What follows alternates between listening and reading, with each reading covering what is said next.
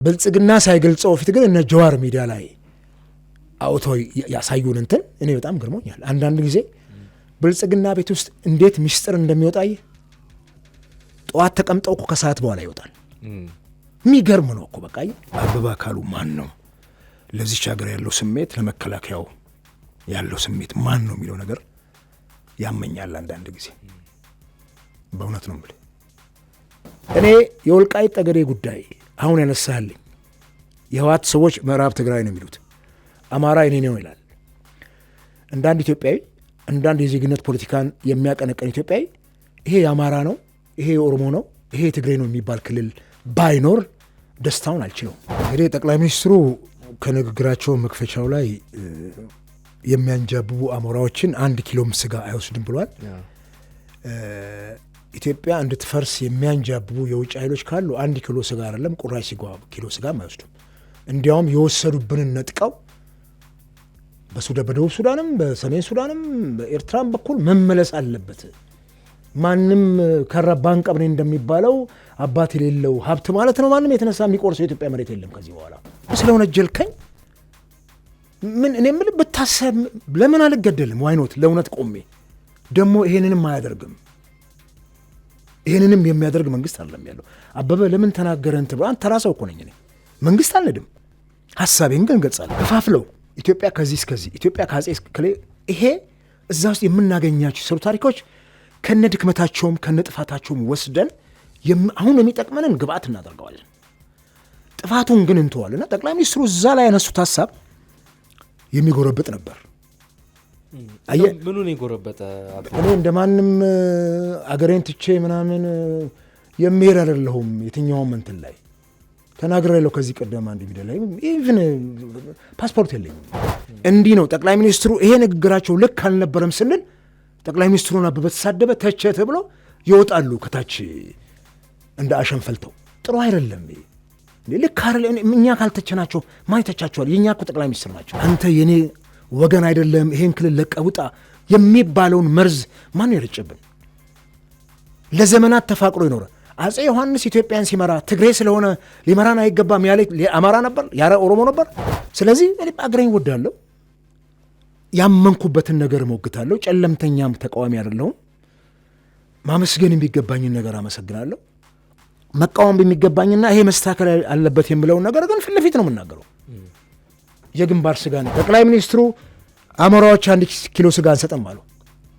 እነኚህ 1 ኪሎ ስጋ ማንሰጣቸው ወይም ቁራጭ ስጋ ማንሰጣቸው አሞራዎች የኢትዮጵያ ምድር ላይ እንዳያዣብቡ አገር ውስጥ ያለውን ችግር መፍታት ነው። ልክ ለዛኛው አካል ለፋኖና ለምናምን ለሸኔው አካል አድልቼ እኔ በፍጹም በጦርነት የማመን ሰው አይደለሁም። በጦርነት የመጣ መንግስት በጦርነት ነው የሚወድቀው። ጦርነት ለማናችንም አይበጅም። ድርጅታችን ሰመር ሪል ስቴት ከዚህ ቀደም በሴቶች አደባባይ የገነባቸውን ቤቶች እንዳስረከበ ይታወቃል። በተመሳሳይ በእንግሊዝ ኤምባሲ ሳይታችን ግንባታውን በጀመርን በጥቂት ወራት ውስጥ የፋውንዴሽን ስራና ሽያጭ አጠናቀናል። አሁን ደግሞ በደንበኞች ጥያቄ መሰረት በቡልጋሪያ ከአፍሪካ ህብረት ጀርባ መኖሪያ ቤቶችንና የንግድ ሱቆችን ለሽያጭ አቅርበናል። ቤቶቹን በካሬ ከ700 ሺህ ብር ጀምሮና ከ50% ከወለድ ነጻ የባንክ ብድር ጋር ያገኛሉ። በተጨማሪም ቀድሞ ለሚመጡ 10 ደንበኞች እስከ 3 ሚሊዮን ብር የሚደርስ ቅናሽ አዘጋጅተናል። ለበለጠ መረጃ ከታች ባለው ስልክ ይደውሉ። ሰመር ሪል ስቴት። አክብሮታዊ ሰላምታችን በያላችሁበት የዓለም ዳርቻ የደረሳችሁ የተወደዳችሁ የአንድ አፍታ ሚዲያ ቤተሰቦች ወደ እናንተ የሚደርሰው የአንድ አፍታ ወግ ሳምንታዊ ዝግጅታችን ተጀምሯል። በዛሬው የአንድ አፍታ ወግ ሳምንታዊ ዝግጅታችን ደግሞ ከመምህር እንዲሁም ፖለቲከኛ አቶ አበበ አካሉ ጋር ወቅታዊ ጉዳዮችን እየተወያየን አብረን እንቆያለን። እናንተም አብራችሁን ልትቆዩ ግብዣችን ነው። አቤ እንኳን ደህና መጣ። እንኳን ደህና ቆያችሁ። እጅግ አድርጌ ነው ማመሰግንህ። እንግዲህ ክረምቱ በደንብ ገብቷል እና በደወልንልህ ሰዓት ሀሳብህን በፈለግን ጊዜ ሁሉ ፍቃደኝነትን ስለምትገልጽልን እጅግ አድርጌ ማመስገን እፈልጋለሁኝ። አቤ እንደው እግረ መንገዴንም በዛው ከባለቤት ጋር 32ኛ ዓመት የጋብቻ በዓላችሁን ከሰሞኑ አክብራችኋል እና በዚሁ አጋጣሚ እንኳን ደስ ያለህ ማለት እፈልጋለሁኝ አቤ። እንኳን አብሮ ደስ አለን። እንግዲህ አንተ ከመወለድ በፊት ይመስለኛል እኔ ያገባሁት እና 32 ዓመት በትዳር ውስጥ ቀላል ነገር አይደለም። ጥሩ ነውና ማታ ከልጆቻችን ጋር ሆነን ትንሽ ነገር አዘጋጅተን ቤት ውስጥ አከበርንና ጥሩ ነበር። በዚህ ደረጃ ትዳርን ይዞ መዝለቅ ከባድ ነው። ትዳር ከባድ ቤት ነው። 32 ዓመት ረጅም ከባድ ነው። 32 ዓመት ማለት ከባድ ነው። እንግዲህ ልጆቻችንም ኦልሞስት እኩዮቻችን ናቸውና ደስ ይል ነበር። ያ እንኳን ደስ ያለ አቤ። እስቲ ውይይታችንን ከመጀመሪያችን በፊት ተመልካቾቻችን በእርግጠኝነት ያስታውሶታል።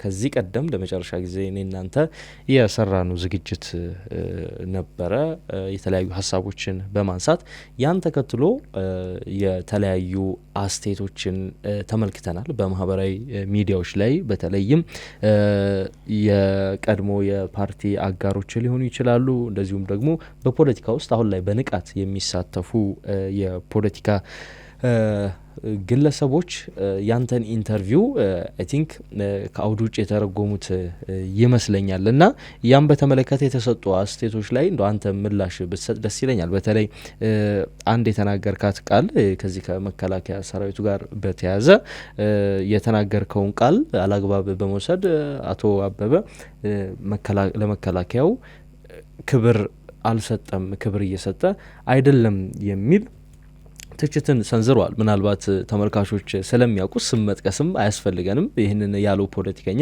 ማህበራዊ ድረገጾች ላይ ሲዘዋወር በእርግጠኝነት ተመልክተውታል ማለት እንችላለን እና እንደው ለዚህ መልስ እንስጥ፣ እንደው ለተመልካቾቻችንም የምንጋብዛቸው ቪዲዮም ይኖራል። አመሰግናለሁ።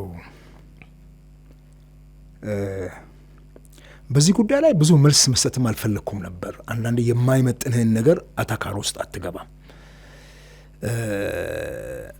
ግን ክሊር ማድረግ የሚገባን ነገር ስላለ ለማህበረሰቡ ክሊር ኦዲየንሳችንም እንዲያዳምጠውና አበበ አካሉ ማን ነው፣ ለዚች ሀገር ያለው ስሜት፣ ለመከላከያው ያለው ስሜት ማን ነው የሚለው ነገር ያመኛል አንዳንድ ጊዜ።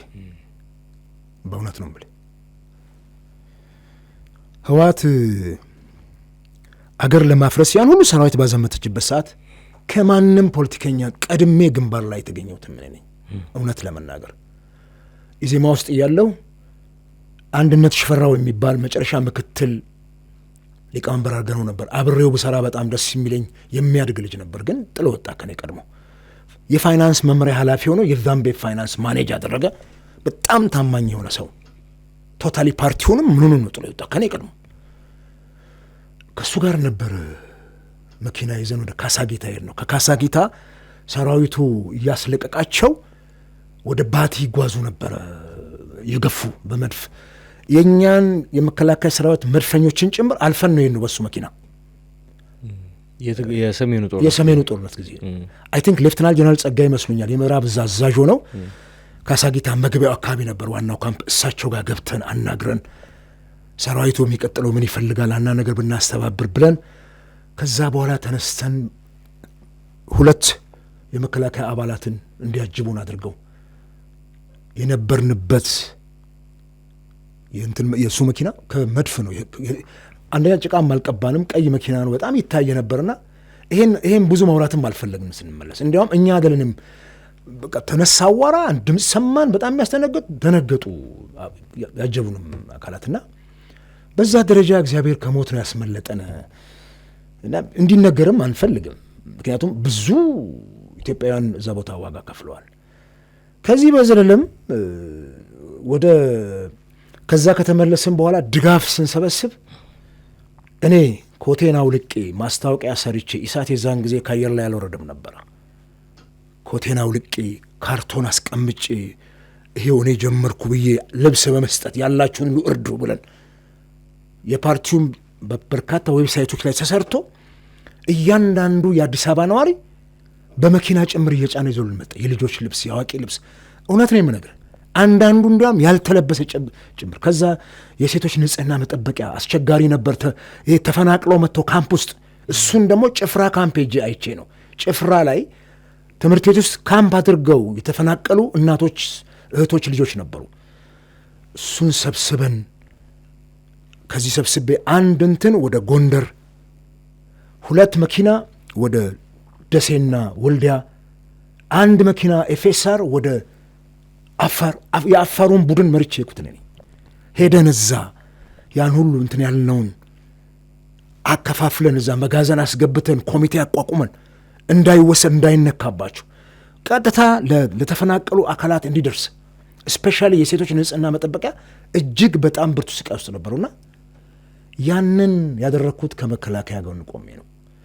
እንደምታየው ጤጣ ካምፕ ላይ ቪዲዮውን አይታችሁት ይሆናል። አስቀድመን ቪዲዮውን እናስገባው ተመልካቾቻችን። እንግዲህ ይህን ቪዲዮ አይተን እንመለስና ደግሞ ያለውን ነገር በስፋት እናየው እንቃኛለን። መከላከያችን ያላችሁ የአብራካችን ክፋዮች ያላችሁ እንወዳችኋለን፣ እናከብራችኋለን። ዝቅ እንላለን፣ ለእናንተ ዝቅ እንላለን። ክብር ለኢትዮጵያ ይሁን፣ ክብር ለኢትዮጵያ ይሁን፣ ክብር ለኢትዮጵያ ይሁን፣ ክብር ለኢትዮጵያ ይሁን። ኢትዮጵያ ታሸንፋለች፣ ኢትዮጵያ አሸንፋለች፣ ኢትዮጵያ አሸንፋለች። እኛ ኢትዮጵያውያን እንኮራባችኋለን። ውድ ጀግኖቻችን ናቸው። ዝቅ ብለን እናከብራችኋለን። ከእናንተ በላይ የሚኖረን ሕይወት የለም። እናንተ ናችሁ የእኛ ሕይወት፣ የእኛ የመኖር ዋስትና ከፈጣሪ ቀጥሎ እናንተ ናችሁ። በእናንተ ነው የምንተኘው፣ በእናንተ ነው የምንላቀቀው፣ በእናንተ ትከሻ ነው ያለነው። እናንተ ናችሁ የእኛ ጀግኖች፣ እንወዳችኋለን። እና እዚህ ቪዲዮ ላይ አይተሃል። ተንበርክ እንደ ማይክ ነጥቄ ነው። የሚገርም ነገር አንዳንድ ሰዎች ያንን ወደ 18 ሚሊዮን ብር በአዲስ አበባ የፖለቲካ ፓርቲዎች የጋራ ምክር ቤት ነው የሰበሰበ ነው። እዛ ኮሚቴ ውስጥ እኔም አለሁበት። እንዲያውም በሬዎቹ ታርዶ በፎይል ተዘጋጅቶ ይሂድ ምናምን ሲባል ሌፍትናንት ጀነራል ጸጋዬን ስላልናገር ናቸው ከብቶቹ በቁማቸው ቢመጡ ጥሩ ነው፣ ታርዶ የሚመጣ ከሆነ ይበላሻል፣ በረሃ ነው። ከዛ ውጭ ደግሞ አንድ ሰራዊት ግንባር ላይ ያለ ሰራዊት አሳርፈን ወደ ካምፕ ስናመጣው እዚህ ያለው ነገር አርዶ ጥሬ ስጋ እንኳን ቢበላ ደስተኛ ነው። በሬዎቹን ማይቱ ልክ ነው። እዚህ ተጨቃጭቀን በአዲስ አበባ ፖለቲካ ፓርቲዎች የጋራ ምክር ቤት አሉ። አሁን መመስከር ይችላሉ። ጋራ ምክር ቤት ውስጥ አሁንም እያገለገሉ ያሉ የፓርቲ አመራሮች አሉ። ከዚያም ሁሉ ተሰብስበው መጥቶ ይጭነን ነው ይሄድ ነው በኮንቮይ ማለት ይችላል። ማአት ነገር ነበር። ውሃ ወደ ስንት መኪና ወደ 50 ምናምን 58 አካባቢ ትልልቅ የተቀለቡ ሰንጋዎች ወደ 400-500 ፍየሎችና በጎች ይሄን ጭነን ነው። እሱን ይሄ አሁን ያየነው ቪዲዮ እሱን ስናስረክባቸው ነው። ልብ አድርግ። ይሄን ከዚያ ሰባስበን ይዘን ሄድ ነው ለሰራዊቱ ድጋፍ። እንደው ክላሽ ይዘን ባንዋጋ አላቃተኝም እኮ ዲያስፖራውም ከውጭ መጥቶ የወታደር ልብስ ለብሶ የመከላከያ ልብስ፣ እኔ ለመከላከያ ልብስ በጣም ትልቅ ክብር ነው ያለኝ። ዝም ብሎ ማንም የለብሰው አይደለም። ስማ፣ ያንን ለብሰው እኮ ነው መስዋዕትነት የከፈሉት። ያንን እዛ ካምፕ ላይ አበረታትቼ የዘር የሃይማኖት ልዩነት ሳይኖር ሰራዊቱ በአንድ ቆሞ አገሩን እንዲከላከል ከሚያፈርሱ ኃይሎች ይሄ ዛሬ የኔ ጽናት ነውና እንደው እዚህ ሶሻል ሚዲያ ላይ የተነገረው ሁሉ ለእኔ በጣም ተራ ነገር ነው። ለምን መሰለህ? አንድ አባቴ መጫኛ ነካሽ ነበር፣ ነጋዴ ነበር አባቴና 20-30 አህያ ከአለታ ወንዶ ዳዬ ምናምን በኩል በነጨምቤ በኩል እስከ ግርጃ ድረስ ጭኖ ይመጣል። ሳምንት ሙሉ ሆርኒ ጠመንጃውን አንግቦ ሽጉጡን እዚህ ጋር አድርጎ ሌት ተቀን ነው የሚጓዘው። የሚነደዋሉ አህዮች የሚነደዋሉ ትዝ ይለኛል። እና አህያ ሲፈሳበት ነው የሚለው አባቴን። እና አባ አህያ ፈሳ ስንል አህያ ፈሳ ተብሎ እኮ አፍንጫ እያዘም እኛ አፍንጫችን እንይዛለን ልጅ ሆነን ገባ ሲፈቷቸው ያው ሲቀረቀው በተለይ መጫኛ እንዲነክሰህ ነው ሆዳቸው ላይ የምታጠብቀው መጫኛውን። መጫኛ ማለት ከቆዳ የተሰራ ገመድ ነው ተተልትሎና በጣም ሲጨምቋቸው ሆዳቸውን አህያው ይፈሳል። እና በአህያ ፈሳ ብና ስትለው አህያ ፈሳ ተብሎ አፍንጫ ይኸው ሁሉም ሶሻል ሚዲያ ላይ የወጣው ነገር ሁሉ መታ ሰጠው። ሁለተኛ እኔ ምክብር የምቀበል ሰው ነኝ። 61 ዓመቴ እኮ ነው አሁን ምክር የማልቀበለው። እኔ መክር የለ እንዴ? ለዚህ ደግሞ ላለፉት 34 ዓመታት ሳስተምር የነበሩ ተማሪዎቼ እንዴት ምክሬን እንደሚሰሙ ወንድራድ መሰናዶ ላይ ያሉ መምህራን ለእኔ ምስክር ናቸው። እንዲያውም በዚህ አጋጣሚ ምክርን በተመለከተ በአንተ እድሜ ያሉ ልጆች እነ ይሳቅን አስተምራቸዋለሁና አያቸዋለሁ። 12ኛ ክፍል ስገባ እዛ አርት እንትን ላይ ተዋደዋል አውቃለሁ። እኛም ትምህርት ቤት እያለን ወደናል እኮ ተማሪ እያለን እና ተዋደዋል። ግን መጣላቸው ነጥብና ዩኒቨርሲቲ መግባት ነበረባቸው። እሱ ባህር ዳር ነው የሚገባው፣ እሱ 40 ምንጭ ደረሳት። ሊቀሩ በቃ አንድ ላይ የማንሆን ከሆነ እንቀራለን አሉ። ይሄን በደንብ ፎሎ አፕ ሳደረጋቸው ስለነበር ምክርም ስለምሰጣቸው እዛ ሶሻል ሚኒ ሚዲያውም ላይ ማኔጅ ስለማደርጋቸው ጎበዝ ተማሪዎች ናቸው። ቁጭ አድርጌ መክሬ ምን ብዬ ሁሉ ነገር ከትምህርቱ በኋላ ይደርሳል ባካችሁ ተቀብለውኝ ሄዱ። ግራጁዌት አድርገው መጡ፣ አገኙኝ። የዛን ጊዜ ህወሓት ከዛ ትምህርት ቤት አስወጣኝ ነበር። ቶታሊ ነቅላ ነው ያስወጣችኝ። በቃ እንዳናየው እዛ ግቢ ውስጥ ብሎ በኋላ አገኘኋቸው። ጨርሰው መጥተዋል። አሁን ከዚህ በኋላ የፈለጋችሁትን መሆን ትችላላችሁ ነው ያልኳቸው። ቲቸርዬ ያንተ ምክር ነው የጠቀመን። ምን ነበር የሚሉት እነኝህ ልጆች ባክ ነው ይቀሩ ነበርና እመክራለሁ። ነገር ግን የምመክረው ምክር እስከምን ድረስ ነው የሚለውን ነገር በደንብ ነው ማጤ ነው። ፖለቲከኛ የሆንኩት ዝም ብዬ ልቀመጥ አይደለም፣ እውነት ነው ብዬ ያመንኩበትን ነገር ልናገር ነውና ማህበረሰቡ ይሄን ቢገነዘብልኝ። ከዛ ውጪ እኔ እንደማንም አገሬን ትቼ ምናምን የሚሄድ አይደለሁም። የትኛውም እንትን ላይ ተናግሬያለሁ። ከዚህ ቀደም አንድ ሚዲያ ላይ ኢቭን ፓስፖርት የለኝም እኮ ከሀገር እንኳን መውጣት መኮብለል ምናምን ባስብ በቃ ማን እንዳገር ይኸውልህ ብትሞትም በህይወት ብትኖርም አገርህን አትክብር። ኢቭን ማህበረሰቡ አልቅሶ ይቀብረሃል። እሱን እንኳን ወግ አታገኝም ከሀገር ስትወጣ። ስለዚህ እኔ አገሬን ወዳለሁ፣ ያመንኩበትን ነገር እሞግታለሁ። ጨለምተኛም ተቃዋሚ አይደለሁም። ማመስገን የሚገባኝን ነገር አመሰግናለሁ። መቃወም በሚገባኝና ይሄ መስተካከል አለበት የምለውን ነገር ግን ፊት ለፊት ነው የምናገረው። የግንባር ስጋ ነኝና በዚህ በኩል ደግሞ በዛ ደረጃ ምን አለ ሶሻል ሚዲያ ላይ እኔን ከመኮንንና ከመወንጀል አቤ ይሄ ነገር ልክ አይደለም ና እስቲ እፈልግሃለሁ። አይ እንዲህ ነው ኢትዮጵያዊነት። ወጥተህ ስለወነጀልከኝ ምን እኔ የምልህ ብታሰብ ለምን አልገደልም? ዋይኖት ለእውነት ቆሜ ደግሞ ይሄንንም አያደርግም። ይሄንንም የሚያደርግ መንግስት አይደለም ያለው። አበበ ለምን ተናገረን ትብሎ አንተ ራስህ እኮ ነኝ እኔ መንግስት አልነድም። ሐሳቤን ግን ገልጻለሁ። እንዲህ ተሳድበዋል መታሰር አለበት መጠቀም ከሆነ ልታሰር የኔ መታሰር የሚጠቅም ከሆነ ለኢትዮጵያ ፖለቲካ ዋይኖት አሁን ምን ችግር አለ ብላል። እስር ቤትም ሽንት ቤትም ገብቶ የወጣ እኮ ይፈታል ይወጣል። ምን እዛው አይቀርም ሽንት ቤትም የገባ እስር ቤትም ወንድሞቻችንን ሄደን እንጠይቃለንና ችግር የለውም። እንዲህ ቢመከር ጥሩ ነውና ይሄ እናንተ ስላነሳው እንጂ እኔ ምንም ላይ መልስ እንደምታውቀው ሶሻል ሚዲያ ላይ በጣም በብዙ ቆይታ ነው አንድ ነገር ፖስት ማድረገው። እንዲያው ማታ በጥንቃቄ ነው 32ኛ ዓመት የጋብቻ በዓላችንን ስናከብር ትልቁ ልጄ በአጋጣሚ በስራ ምክንያት አልነበረም። ሁለቱ ነበሩ፣ ሴቷ ልጄና አንዱ ወንድ ልጄ።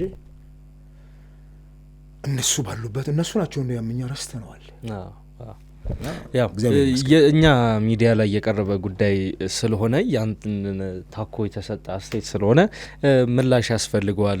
ምክንያቱም ሌሎች ግለሰቦችን ያንን ንግግር ያለ አውዱ ያለ አግባብ ሊረዱት ይችላሉ በሚል ነገሮችን መጥራት አለባቸው በሚል ነው ያነሳሁት። አሁን ወደ ዋናው አጀንዳችን እንግባ። በርከት ያሉ ጉዳዮች እናነሳለን አቤ። በተለይም ሰሜን አካባቢ ስላለው ጉዳይ ማንሳት የሚጠበቅብን ጉዳይ አለ። በተለይም ከጠቅላይ ሚኒስትሩ የደብረ ማርቆስ ጉዞ ጋር ተያይዞ እንዲሁም የሀገራዊ ምክክሩ አለ።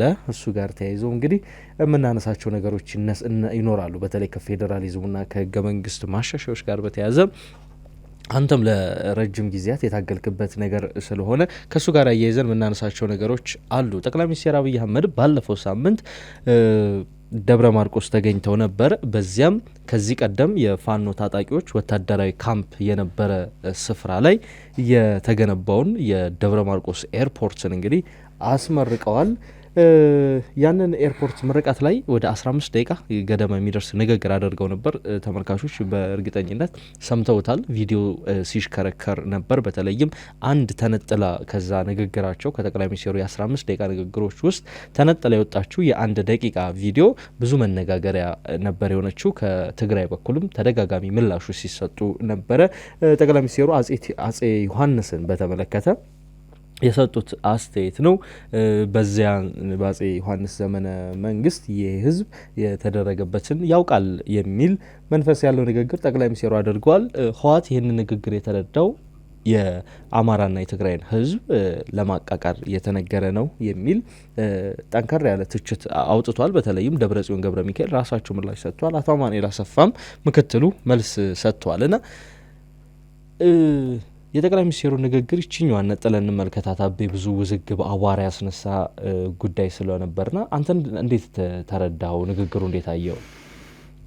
እውነት ለመናገር ጠቅላይ ሚኒስትር አብይ አህመድ እዛ መድረክ ላይ ይቺ አሁን ያነሳት በተለይ ከአጼ ዮሐንስ የቀደመ ታሪክ ጋር ተያይዞ ያነሱት ሀሳብ የብዙዎችን ስሜት ጎርብጧል። እኔም ቅሬታ አሳድሮብኛል። ምክንያቱም ጠቅላይ ሚኒስትር አብይ ወደ ስልጣን እንደመጡ እንዲህ የሚል ነገር ተናግረዋል። የሀገሪቱን የታሪክ ስብራቶች አክማለሁ ነው ያሉት። በሰዓቱ ይህን ነገር ሲናገሩ እኔ በጣም ተመክቶኛል። ምክንያቱም በጣም ብዙ የታሪክ ስብራቶች አሉብን ዛሬ። አሁንም እንግዲህ በኋላ እንመጣበት ይሆናል የሚደረገው ሀገራዊ ውይይት ላይ ትልልቆቹ ችግሮች የታሪክ ስብራቶቻችን ናቸው። 200-300 ዓመት ወደ ኋላ ሄደን ጎተን እናመጣቸውና ዛሬ ያለው ትውልድ ላይ መጫን እንፈልጋለን። እነኛን አንዳንዴ የጎደለውን ነገር በጉድለቱ ትተነው ወቅሰነው የሚወቅስም ከሆነ መልካም ሰናይ የሆነውን ነገር ወስደነው ዛሬ ያለውን ትውልድ ማነጽ ሲገባን እየጎተትን እነኝን የታሪክ ስብራቶች ዛሬም ትውልዱ ላይ ማንበር የምንፈልግ ከሆነ እሱ አደገኛ ነው። አጼ ዮሐንስ አራተኛው ኢትዮጵያ አጼ ዮሐንስ አራተኛ ነው ይባሉትና ኢትዮጵያውያን ከነበሯት ነገስታቶች ከነ ቴዎድሮስ ከነ ምኒልክ ጋራ እኩል የሚታዩ የኢትዮጵያ ንጉስ ናቸው። እኔ እነኛ ነገስታቶች በብዙ ነገራቸው ልንወቅሳቸው እንችላለን፣ ልንተቻቸው እንችላለን። ነገር ግን ኢትዮጵያን አንድ አድርጎ ሉዓላዊ ግዛቷን አስከብሮ ዛሬ እኮ ህወሓት ከመጣች በኋላ እኮ ኤርትራም ተቆርሰው ሄዱት እኮ። ዛሬ ወደብ አጥተን ጠቅላይ ሚኒስትሩም በወደብ ምክንያት የገጠማቸው አገርን የመምራት ጭንቀት በየመድረኩ ስለ ወደብ የሚናገሩት ወደብ አይደለም። እጃችን ላይ የነበሩን እነኛ መሪዎቻችን አሻግሮ ለትውልዱ ያወረሱትን አገር አስቆርሰናል፣ አስገንጥለናል። አጼ ዮሐንስ ኢትዮጵያን አንድ አድርጎ ለመግዛት በተለይ ከቴዎድሮስ በኋላ በነበረው ሂደት ውስጥ አጼ ቴዎድሮስ በጣም ጨካኝ ንጉሥ ሆኖ ነገር ግን ኢትዮጵያ የምትባለው አገር እንድትቀጥል አንድ ሆና ግዛቷ ሳይቆራረስ አንድነቷ ጠንክሮ እንዲወጣ ያደረጉት ጥረት ከጥፋታቸውም ጋር ቢሆን አጼ ዮሐንስ ነበሩ የተረከቡትና አጼ ዮሐንስ ያንኑ በማስቀጠል የኢትዮጵያን አንድነት ከማስከበር አንጻር አጼ ዮሐንስ ከትግራይ አብራክ ቢከፈሉ አማርኛ ቋንቋን እኮ የቤተ መንግስት ቋንቋ እንዲሆን ያደርጉ ሰው ናቸው። በመላው ሀገሪቱ እንደ ብሔራዊ ቋንቋ እንዲናገር ያደርጉ ሰው ናቸው። አንድ የምንግባባበት የመንግስት ዛሬም የመንግስት ቋንቋ ነው አማርኛ፣ የስራ ቋንቋ ነው። አየህ እነኚህ ሰዎች ወደ ጎጃም ሄደው አጼ ዮሐንስ አስገብረዋል። ምንም ጥርጥር የለውም። እነ ምኒልክም በየቦታው ተንቀሳቅሰው አስገብረዋል። አልገብረ ያለውን የጠቅላይ ግዛት ንጉስ፣ ሌሎቹም ነገስታት እንደዚሁ ለንጉሠ ነገስት አልገዛ ያሉ ንጉሶች እንዲገብሩ ተደርገዋል። በኃይል ሄደዋል።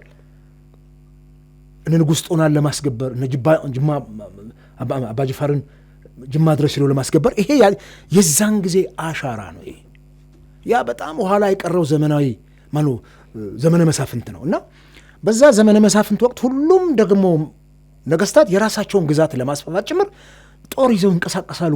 ሀያልነታቸው ማሳየት ይፈልጋሉ። ይሄ ያ ዘመን ላይ የነበረ የታሪክ አሻራ ነው።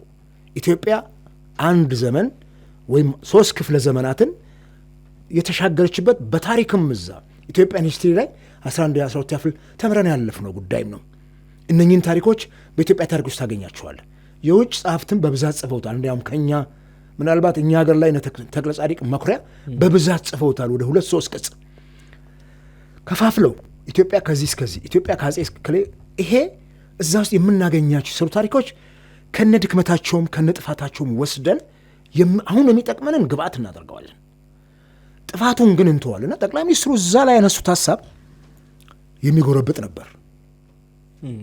ምኑን የጎረበጠ አቤ? በቃ ይሄ ማህበረሰብ አጼ ዮሐንስ ያደረገውን ነገር ታውቃላችሁ ወይ የሚለው አሁን ባለው እሳት ውስጥ በብሔር ፖለቲካ በምትናጥ አገር ላይ አየህ ይሄንን ነቅሰ ስታወጣ ህዝቡ ወዳልተፈለገ አቅጣጫ ይተረጉመዋል። ቅድም እኮ አነሳን በላይ ጉዳይ ይሄ ሶሻል ሚዲያ ተመችቶናል።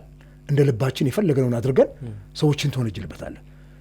እኔ ምናልባት ፕራይም ሚኒስትሩ ከምን አንግል እንዳዩት አላውቅም። እንዲያውም አንድ ስነ ቃል 2 ስንኞች እንትን ብለው ነው ስለ ጎጃምም የነገሩት ነገር የተናገሩት ነገር ጥሩ ነው። ያ ስነ ቃል ማህበረሰብ ውስጥ ያለ ስነ ቃል ነው።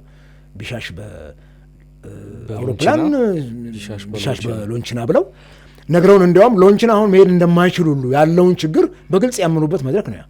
አስቸጋሪ እንደሆነ ልክ ነው። አሊዶሮን ጭምር አንስተዋል። ይሄ ምልም እዛ ቦታ ላይ የተደረገው ነገር እኔ እንደ አውዱ ባይነገር ደስ ይለኛል። ይኸውልህ እንዲህ ነው ጠቅላይ ሚኒስትሩ ይሄ ንግግራቸው ልክ አልነበረም ስንል ጠቅላይ ሚኒስትሩን አበበ ተሳደበ ተቸ ተብሎ ይወጣሉ ከታች እንደ አሸንፈልተው። ጥሩ አይደለም።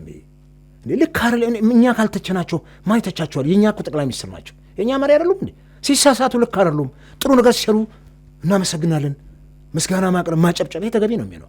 ይሄን ማድረግ የምንችል ከሆነ እኛ እኮ ግዑዛን አይደለንም። ወይም ተነስተን ድንጋይን ሲወረወር እንደምንወረወር ሰዎች አይደለም። ይሄ ልክ አይደለም።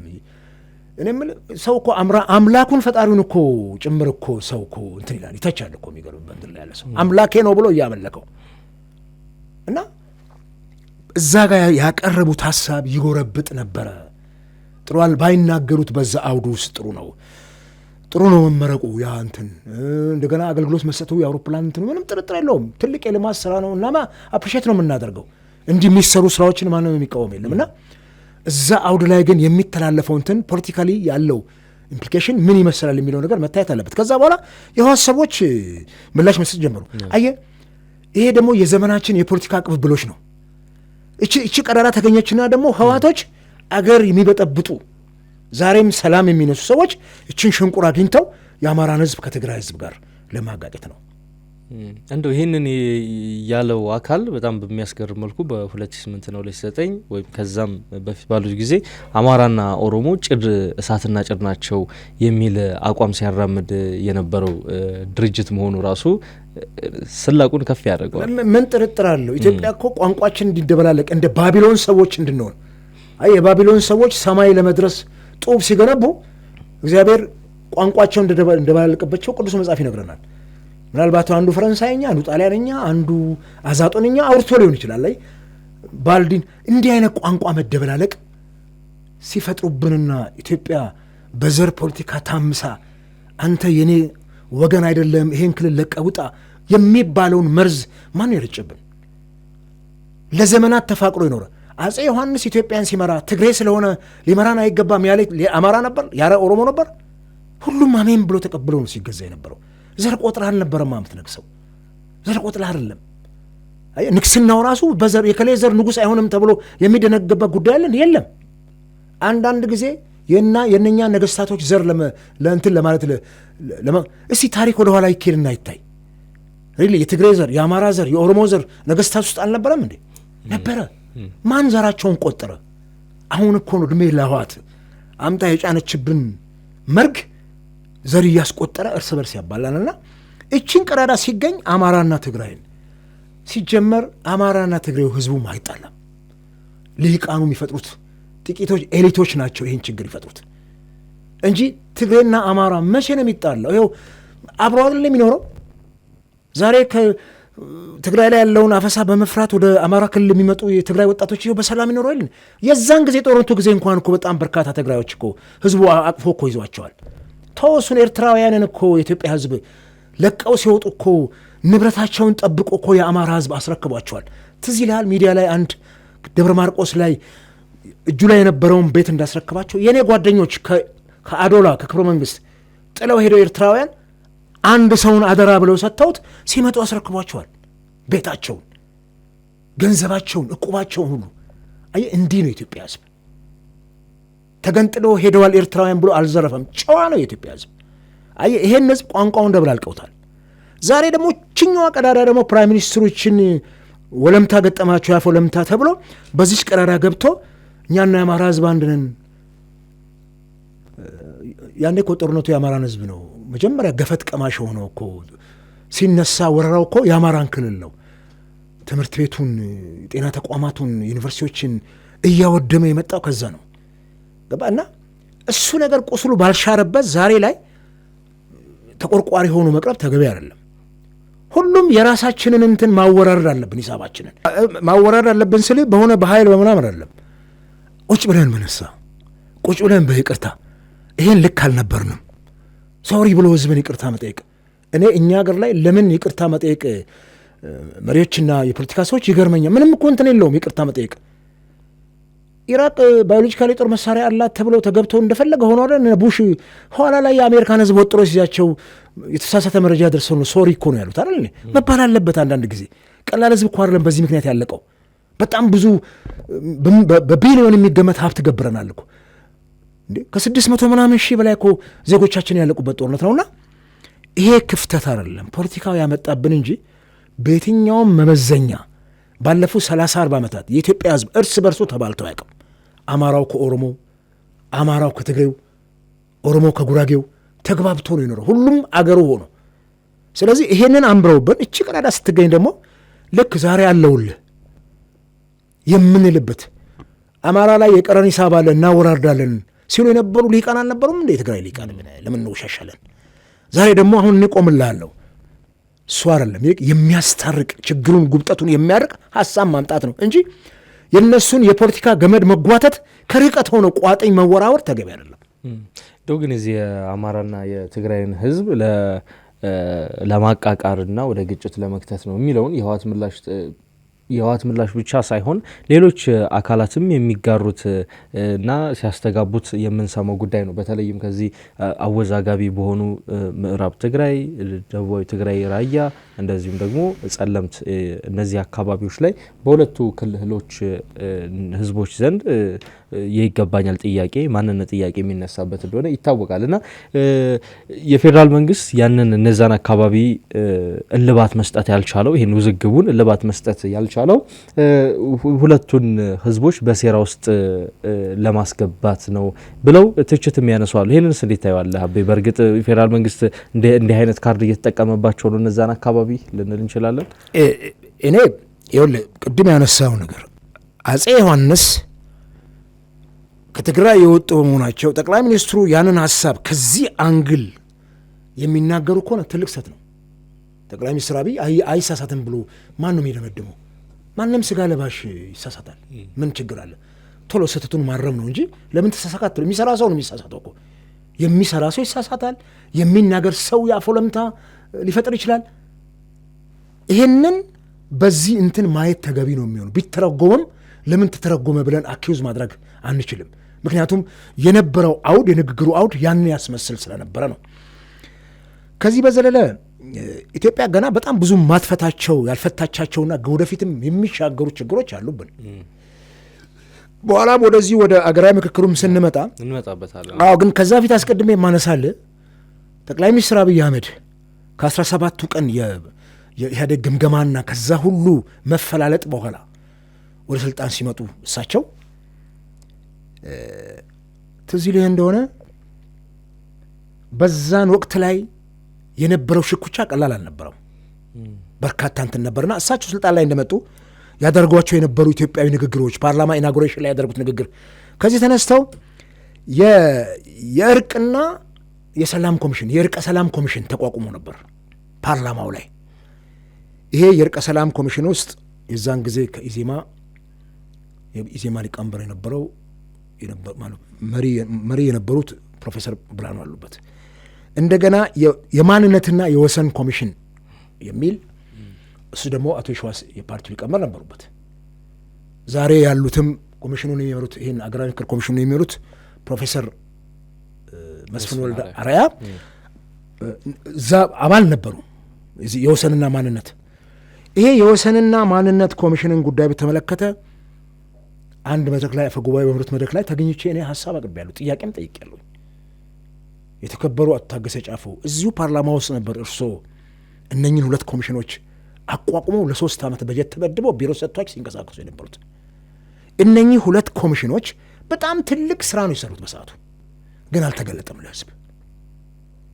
ይህንን እዛው አንስቼ እንዲያውም ፕሮፌሰር መስፍንም ነበሩ 11ዱም ኮሚሽኖች ነበሩና የዛን ጊዜ ምላሽም ሰጥተውኛል። ውጭም ከሄድን በኋላ ከወጣም በኋላ ከስብሰባም አግኝቻቸው ተነጋግረናል።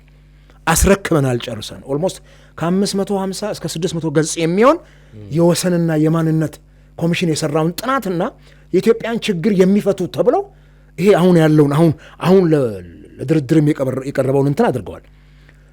የክልሎች የፌዴራል ስርዓቱ አወቃቀር በጣም ከባድ ችግር ፈጥሯል። አሁንም የምናየው እሱን ነው። እኔ የወልቃይት ጠገዴ ጉዳይ አሁን ያነሳልኝ የህወሓት ሰዎች ምዕራብ ትግራይ ነው የሚሉት፣ አማራ የኔ ነው ይላል። እንዳንድ ኢትዮጵያዊ እንዳንድ የዜግነት ፖለቲካን የሚያቀነቀን ኢትዮጵያዊ ይሄ የአማራ ነው፣ ይሄ የኦሮሞ ነው፣ ይሄ የትግሬ ነው የሚባል ክልል ባይኖር ደስታውን አልችለውም።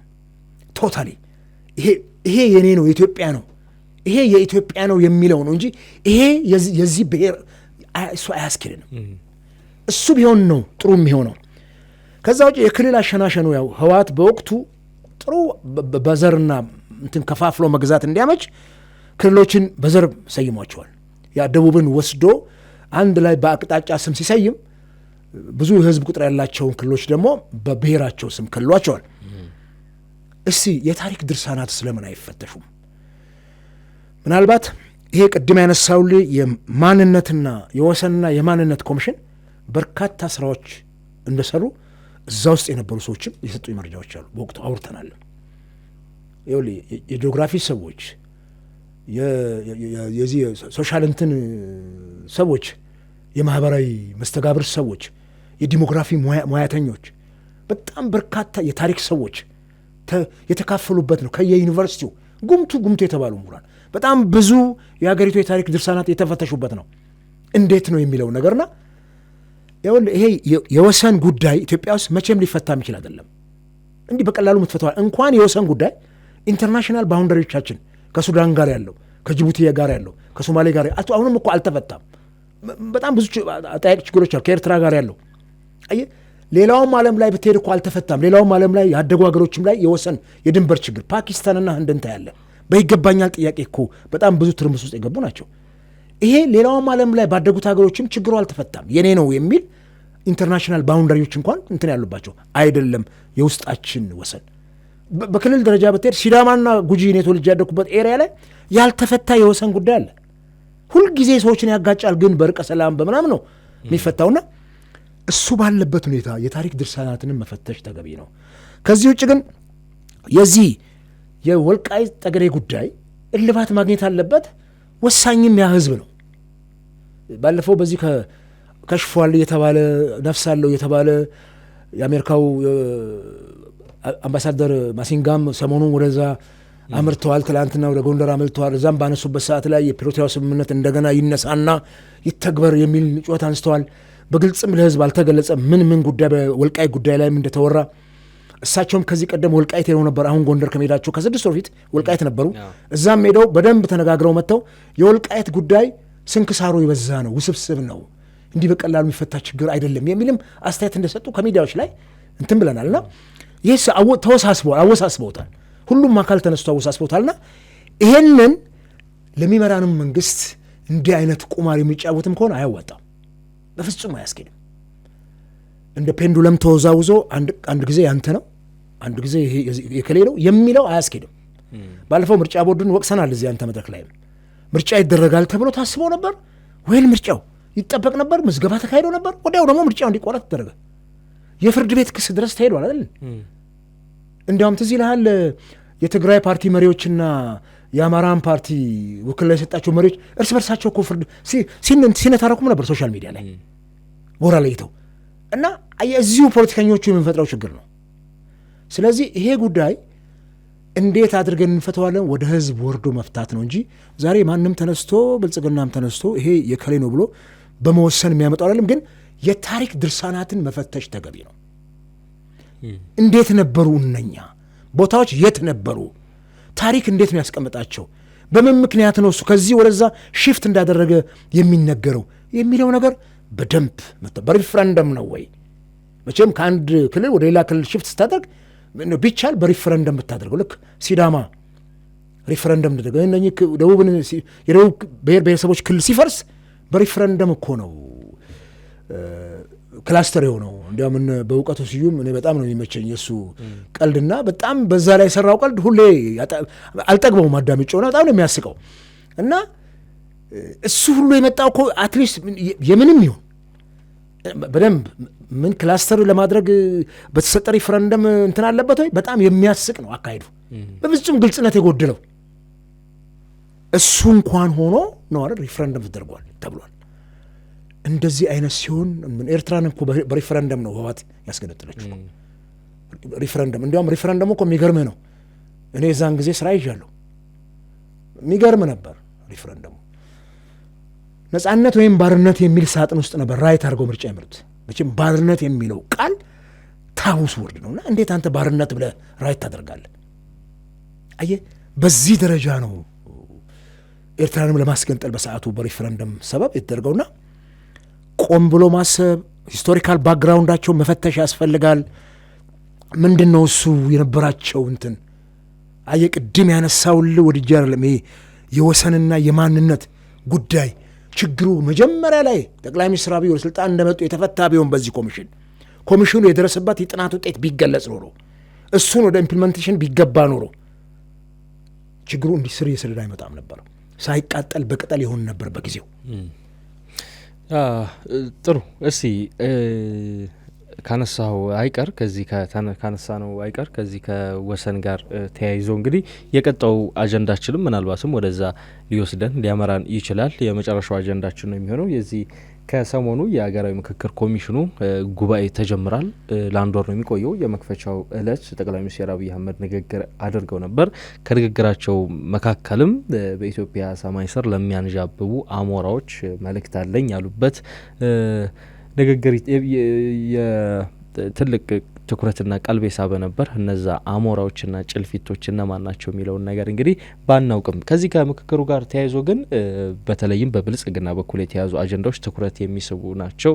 ህገ መንግስቱን የመቀየር የህገ መንግስቱን መግቢያም የማስተካከል የህገ መንግስቱ መግቢያ ላይ እንግዲህ የኢትዮጵያን ባለቤትነት ለብሔር ብሔረሰቦችና ህዝቦች የሚሰጥ ነው። አሁን ግን ያንን የባለቤትነት ጉዳይ የሚሽር ይመስላል ብልጽግና ባቀረበው ምክረ ሀሳብ መሰረት። ከዚህ በተጨማሪም ይሄ የፌዴራሊዝሙን አወቃቀር እሱን ለማንሳትም እንዳቀደ የሚገልጹ መረጃዎች አሉና እነዚህን የብልጽግና አጀንዳዎች አቤ እንዴት ነው የምታያቸው?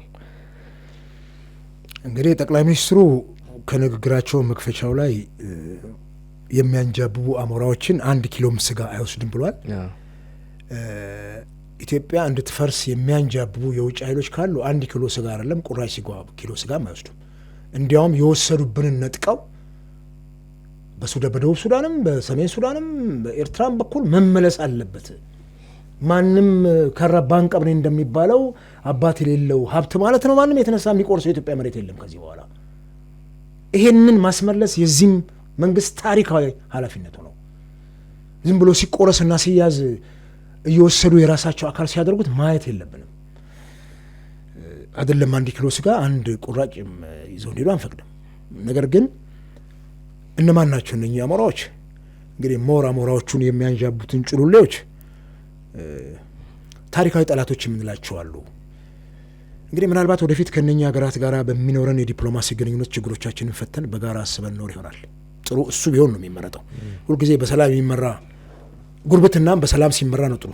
ጎረቤት ከሁሉም በላይ የሚደርስልህ ጎረቤት ስለሆነ ከጎረቤት ጋር የሚኖረው ኑሮ እጅግ በጣም በስምምነትና በእንትን ላይ ተመሰረተ መሆን አለ። ምክንያቱም በብሔር በማንነት ጭምር እኮ ከደቡብ ሱዳን ጋር በጋምቤላ በኩል ከአፋር ጋር ኤርትራና ጅቡቲ ካሉ አፋሮች ጋር ከሶማሌ ክልል ጋር የሶማሊያ መንግስት በቋንቋም በባህልም በምንም እኮ የሚያገናኘን ብሔረሰብ ይዘናልና እሱን ጥንቃቄ ይፈልጋል። እነኝን ኤሪያዎች ስንመራ በጉርብትናችንም ጥሩ ዲፕሎማሲ ሊኖረን ይገባልና እንግዲህ አሞራዎቹን አገር የሚያፈርሱ ከሆነ በጭቃውን የሚወስዱብን ከሆነ በጋራ እንጠብቃለን።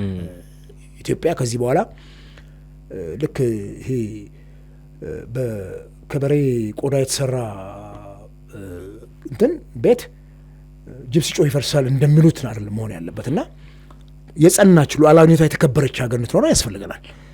ከዚህ አንጻር እሱን በዚህ እናየዋለንና መንግስትም ትልቅ ስራ መስራት አለበት።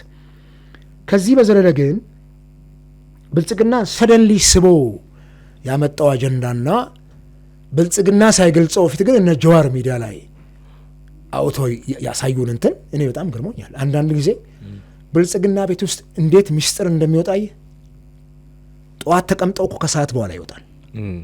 የሚገርም ነው እኮ በቃ አንዳንድ ጊዜ እኮ ሚስጥር ነው ብለህ የምትይዛል። እንግዲህ ልብ አድርግ ምን ያክል ሌላ የሀገር ሚስጥር ደግሞ ሌላ የጠላት ኃይል እንደሚሰጥ አስብ። ሚስጥር ከሆነ ሚስጥር ነው። አየህ የፓርቲ ሚስጥር ደግሞ ከምንም በላይ ነው። የመንግስት ሚስጥር ደግሞ ከምንም በላይ ነው። አይታል አይደል እነ ሞሳድ ኢራንን ለማንበርከክ ምን ያክል ሰርጎ ገብተው የኢራን እንትን ውስጥ የሚፈልጓቸውን ሰዎች ሁሉ እንዴት አድርገው ከምድር እንደሚያጠፉ የሞሳድን ታሪክ ከተለያዩ መጽሐፍቶች ስታነብ የስለላ እኮ ሳይንስ ጥበብ እንደሆነ ትረዳለህ እኮ። የሚገርም ነው እኮ። አይ እነ ኬጂቪ እነ ሲአይኤ እንዴት ሆነው ሰላዮቹ ህይወታቸውን ጭምር እኔ በጣም በርካታ የትርጉም መጽሐፍቶችን ያነበብን ነው ያደግነው።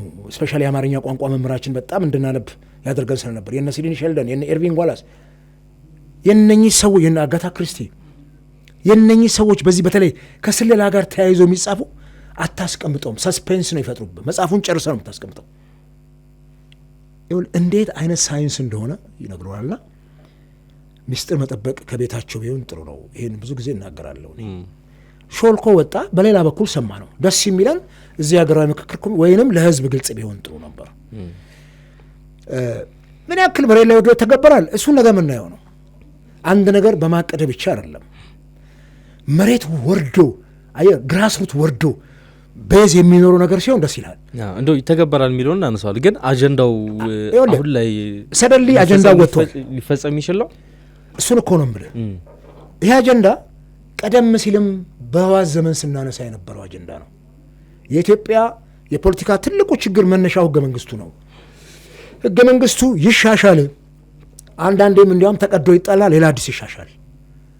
የኦሮሞ ሊቃንም የትግራይ ሊቃንም አንዳንድ የሌሎች ክልሎች ሊቃንም ህገ መንግስቱን መንካት ልክ መጽሐፍ ቅዱሱን እንደ መንካት ነበር የሚቆጠረው። ልክ እንደ ሜዶንና ፋርስ ህግ በፍጹም የማይቀየር ተደርጎ በሊቃኑ በኩል ይነገር ነበርና እሱም መንካት በአይናችን በላይ መምጣት ነው ነበር የሚባለው። እኛ ስንጮህ የነበረውም ህገ መንግስቱ ይሻሻል። ይሄ ህገ መንግስት ነው እያጋደለን እያጨፋጨፈን ያለው። በዘር ላይ የተመሰረተ ክልል አዋቅሮ መከራ እያበላን ያለው። አመንድመንት ይፈልጋል። ህገ መንግስቱ ጥሩ ነገሮች እኮ አሉት። የሰብአዊና የዲሞክራሲያዊ መብቶችን አንብበው እንደሆነ በጣም ዓለም አቀፍ ደረጃቸውን የጠበቁ ናቸው። ዲሞክራሲያዊ ሆነ ሰብአዊ መብት እንትኖች የሰው ልጅ በህይወት የመኖር ሰብአዊ መብቱ፣ ሀሳብን በነጻነት የመግለጽ መብት ምን ዓለም አቀፍ ድንጋጌ ነው። እንደዚህ አይነት በጣም ውሃ የሚያነሱት ሳይነኩ ግን መቀየር የሚገባቸው ይቀየሩ። አንቀጽ 39 ጀምሮ ስናነሳው የነበረ ጉዳይ ነው። ተንጠልጥለው የቀሩ ጉዳዮችም አሉ። እነኚህ ተንጠልጥለው የቀሩ ጉዳዮችም በአግባቡ ይቋጩ፣ በመመሪያ ይደገፋሉ ይላል መመሪያው። በመመሪያ ተደግፈው አልታዩም ባለፉት 20 ምናምን ዓመታትና እኔ በዚህ መልኩ ሾልኮ ወጥቶ ሰማ ነው። አሁን ደግሞ ቢቢሲ ኦሮምኛ በቀደም ለታ በደንብ አድርጎ በማስረጃ አስደግፎ አንስቶታል። አሁን እንግዲህ ከትላንት ጀምሮ ተጀምሯል ሀገራዊ ምክክሩ። በዚህ አጀንዳ ምን ያክል ድረስ እንደሚሄዱ ያቅም። ነገር ግን ይሄ አጀንዳ ሆኖ ይቅረብ እንጂ ምክክሩ ላይ ቶታሊ አልቋል። ስላለቀም ነው የቀረበው። እንዴት አልቋል? ኦልሞስት በቃ ህገ መንግስቱ ላይ ሊሻሻሉ የሚገቡ ጉዳዮችም ተሰርተው አልቋል። እንደው መረጃው አለ ስለዚህ ጉዳይ በቃ ተሰርቶ ስላለቀ እኮ ነው ይሄ ጉዳይ የሚቀርበው። መቼም ይሄ አሁን የተሰበሰበው 4000 ቁጭ ብሎ ህገ መንግስት አያርቅም አይደል? ኦልሞስት እኔ ልንገርህ ወደ ኋላ ሄጄ ጠቅላይ ሚኒስትር አብይ ጠቅላይ ሚኒስትር እንደሆኑ ሰብስበውን ነበር ተቃዋሚ ፓርቲ አመራሮችን። የዛን ጊዜ ሰማያዊ ፓርቲ አልፈረሰም። 3 ሰዎች ሰማያዊ ፓርቲን ወክለን ሄደን ነበር። ጌታነህ ባልቻ፣ እኔና አሁን በስደት ላይ ያለ ጋዜጠኛ ይድነቃቸው አብረን ሄደናል። ፕሮፌሰር መስፍንን እንዲያውም እሳቸውን ኬር እያደረግን ጠቅላይ ሚኒስትር አብይ አጠገባችን መጥተው ሁሉ አብረን አውርተናቸዋል። ለመጀመሪያ ጊዜ ፈልጓቸው መጥቶ ዶክተር አብይ ፕሮፌሰር መስፍንን እና እዛ እንትን ላይ እዛው ኮሚቴ ያቋቋሙ ነበር ጠቅላይ ሚኒስትሩ። እንዴት እንደሆነ አላውቅም። እኔም ነፍሳቸውን ይማርና ፕሮፌሰር በየነ ጴጥሮስ ህገ መንግስት የሚያሻሽልን አንድ ኮሚቴ እንዲመሩ የሚሻሻሉትን ነቅሳችሁ አውጡና እንትኑን ሰርታችሁ አቅርቡ። 1-3 ብቻ ኮሚቴ ተዋቀረ። እዛው ነው። ከዛ በኋላ አልተነሳም ያ ጉዳይ። ግን እሱስ ልክ ነው ብለህ ታምናለህ? ድንገት ምክንያቱም ህገ መንግስቱ አይነካም የሚሉ ስላሉ የእነሱም ሀሳብ እኮ መደመጥ አለበት። ልክ አልነበረም እኮ አልኩ። ልክ ነው ማለት አይደለም። ቶሎ እዛው ነው ኮሚቴ ያዋቀሩትና ምንድን ነው ዋል 1-2 ጊዜ ፕሮፌሰር በየነንም አግኝቻቸው እንዴት አደረጉ ይሄን የህገ መንግስት እንድታሻሽሉ ኮሚቴ ፎርም አድርጋችሁ ነበረ። የምንታገለውም እኮ በዚህ ህገ መንግስት ጉዳይ ነው። እንደ ቀልድ እንትን ብለነው አልፈናል። ልክ ነው ማለት አይደለም። የዛን ጊዜም ሆነ ከዛ ፊት የሚነሳው ጥያቄ ህገ መንግስት ውስጥ ነው ችግሩ፣ የችግሩ ምንጭ። ይሄ ህገ መንግስት የችግሩ ምንጭ እስካልተሻሻለ ድረስ አገሪቱ ከቀውስ አትወጣም። ይሄ በቃ ችግሩን ቁጭ አርጋው ለምን ዙሪያ ጥምጥም ትሄዳለህ? ለምን ቪሽ ያሰርክል አለኮ ምን ያስኬዳል ዙሪያ ጥምጥም? እሱን መንቀሳቃተን። ምክንያቱም አይነኬ ተደርጎ እንደ ሜሎንና ፋርስ ህግ እንደ መጽሐፍ ቅዱስ እንደ ቅዱስ ቁርአን ተደርጎ ስለተወሰደ አይነኬ ስላደረጉት ይሄንን ነው አሁን እሱን ለመጋፈጥ እንግዲህ ጥሩ ነው። እኔ ኢዜማ ቤት ውስጥ የኢዜማ ፕሮግራም ዛሬም የማደንቀው ፕሮግራም ነው። ከብልጽግና የሚበልጥ ፕሮግራም ነው። እውነት ነው የምናገረው። በደንብ የተሰራው የዜግነት ፖለቲካን ትኩረት አድርጎ መሰረት አድርጎ ይሄ አሁን ያለው የክልል አወቃቀር አያስኬደንም። በብሔር ብቻ መመስረት የለበትም። ጂኦግራፊ አቀማመጥ መኖር አለበት። የህዝቡ ስነልቦናዊ ማህበራዊ ህይወቱ መቃኘት አለበት። ያለው የባህልና የወግ ትስስሩ መታየት አለበት። እነኚህ ነገሮች አብሮ ጂኦግራፊካል የኢኮኖሚ ጉዳይ መታየት አለበት። ምኑ ጋር የተፈጥሮ ሀብት አለ፣ የትኛው ክልል ነው ተፈጥሮ ሀብት የሌለው? 6 ነጥቦች አሉት ኢዜማ። ስልጣን ቢይዝ ኢዜማ ይሄን እናደርጋለን ብለን የዛን ጊዜ ያወጣ ነውና በዚህ መልኩ ቢቃኝ ደስ ይለናል። ነገር ግን አሁንም እሳት ለማብረድ ከሆነ ይሄ አጀንዳ የተመዘዘው ብዙ እኮ መንገድ አያስኬደንም። እስከ መቼ ሽንቁር ቀዳዳ እየጠቀምን ወይም እየሰፋን? ቡትቶ ታውቃለህ? ቡትቶ ይባላል ድሮ ገጠር ውስጥ እያለን ልብሳችን ሲቀደድ በመርፌ እናቶቻችን ጠምቁልናል። በተለያየ አይነት ችግር የለባቸው። ወይም ከሆነ እራፊ ጨርቅ ይወስዱና የተቀደደው ቦታ ላይ ይጣፋል። መጣፊያ ይኸውልህ፣ ሲጣፍ ጤነኛው የነበረው ልብስ የሆነ የድሪቶ መሸከሚያ ይሆንና እንትኑን ታጣዋል። የመጀመሪያው ልብስ የቱ ነው የሚለው አየህ። ይሄ የድህነታችንን መጠን ነው በወቅቱ የሚገልጸውና እንዲህ ነው የሚሆን። የሀገርም ጉዳይ እንዲህ የጣፍክ ስትመጣ ኮተቱ እላዩ ላይ ይበዛል። እኔ ይሄ እንትን ተመዞ መጥቷል። ለምን ቀድሞ እንዳልተመዘ በጣም ነው የሚገርመኝ። ብልጽግና እንግዲህ ከተወሰነ ቀናት በፊት ነው ይህንን 3 ቀን አዳማ ተሰብስበው በዚህ ጉዳይ ላይ ይዞ የሚቀርበው አጀንዳ ብልጽግና ይዞ የመጣው አጀንዳ ምንም ጥርጥር የለውም አጀንዳ ሆኖ የሚቀርበው። ማንም ይሄ አጀንዳ ይሁን ምናምን ተብሎ ይሄ 4 ዓመት ሙሉ አጀንዳ ሲሰበስብ ኮሚሽኑ የቆየባቸው አጀንዳዎች በጣም ብዙ ናቸው። 4 ዓመት ሙሉ ይሄን ያክል ወደኋላ የተጎተተ ኮሚሽን በአንድ ጊዜ ደግሞ አሁን በአንድ ወር ውስጥ አጣድፈን ለምንድን ነው ለማምጣት የፈለግ ነው? በዛ 4 ዓመት ውስጥ በጣም በርካታ ነገሮችን መስራት እንችል አልነበረም? የኮሚሽኑ እንቅስቃሴ አንድ ጊዜ ደከም፣ አንድ ጊዜ ብልጭ፣ አንድ ጊዜ ድርግም እያለ ነው እዚህ ደርሰው። ስለዚህ ምንድን ነው ማሳካት የተፈለገው ግብስ በብልጽግና በኩል ምንድን ነው? እነኛ አጀንዳዎች ተይዞ ሲመጡ 8 ናቸው አጀንዳዎቹ። እነኚህ 8 አጀንዳዎች እንግዲህ በኮሚሽኑ በኩል የተለዩ ናቸው የሚል ነው። እንግዲህ እዚህ ውስጥ ካሉት አንዱ የመንግስት አደራጀትና ስርዓት ጉዳይ ነው። ይሄ ስርዓቱ ምን ይምሰል፣ የመንግስት አደራጀት መዋቅሩ ምን ይምሰል የሚለውም ጉዳይ አብሮ ተያይዞ መጥቷል። የፌዴራል ከተሞች አዲስ አበባና ድሬዳዋ ከተሞች ጉዳይ ላይም ተነስቷል። እነኚህም ገና በጣም ብዙ የሚያወዛግቡ ናቸው። ልብ አድርግ። የአዲስ አበባ ጉዳይ አወዛጋቢ እንደሆነ ነበር የቀጠለው። አሁን አጀንዳ ሆኖ መጥቷል። የድሬዳዋም ጉዳይ መጥቷል። ከዚህ ልንዶን ጠቅላይ ሚኒስትሩ ባለፈው ከአሁኑ ቀደም በነበረው ፓርላማ ላይ ተገኝተው ቀደም ሲል ድሬዳዋ የኦሮሚያ ክልል እንደሆነች ገልጸው የሶማሊያ አክቲቪስቶች እሪ ብለው ተጫዋጭኸው ትዝ ይላል። እንዲያውም አንድ የሶማሊያ አክቲቪስት ልጅ ከሀገር እኮ ብሎ ጠፍቷል። በዚህ ጉዳይ ላይ እታሰራሉ። አይኖ ነው ሀራስ አድርገውትም ሊሆን ይችላል፣ አይታወቅም። ይሄ ችግር አለ። አሁን ያልታየው ደግሞ ሌላ ችግር። እኔ ትንሽዬ ነገር የጫርኩ ነው በዚህ ከሀገራዊ ምክክሩ አጀንዳዎች ጋር ተያይዘው።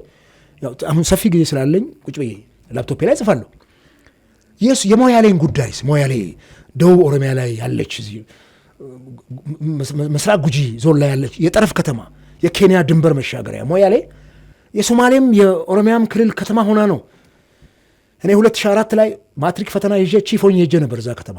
መጽሐፌንም ለመስራት ወደዛ ይሻገር ስለነበረ ወደ ኬንያ መሻገር ስለነበረብኝ ዩኒቨርሲቲ አብረን ያለን ጓደኛዬም ስለነበረ እሱ ጋር ነው ያረፍኩትና አይቼዋለሁ ከተማውን። የሁለት መንግስታት ከተማ ነው።